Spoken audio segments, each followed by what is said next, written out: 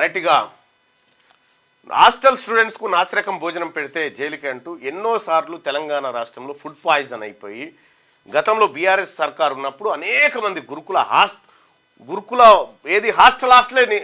దవాఖాన పడి ఆ పరిస్థితి ఉండే. ఇప్పుడు అధికారులకు కూడా సూచన ఏంటంటే ఈ రాష్ట్ర భవిష్యత్తు, ఈ దేశ భవిష్యత్తు ఈ పిల్లల చేతుల్లోనే ఉంది.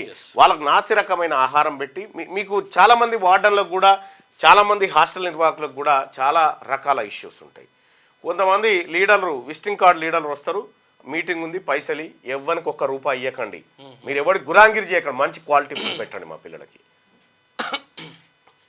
ఇక్కడ త్వరలోనే యూనివర్సిటీలో ఖాళీలు భర్తీ చేస్తాం.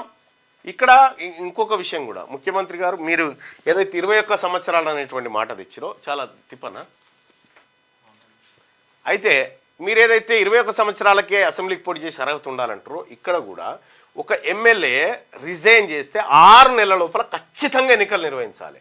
మరి రిటైర్ అయినటువంటి ప్రొఫెసర్ ప్లేస్లో భర్తీ చేయడానికి ఎందుకు సమయం కాలయాపన జరగాలి? దానికి ఒక చట్టం తీసుకురావాలి కదా. ఖాళీ అయినటువంటి పోస్టును 2 నెలల లోపల పూర్తి చేయాలనేటువంటి ఒక చట్టం తీసుకురావాలి కదా. మనం కూడా అది తీసుకురావాలి.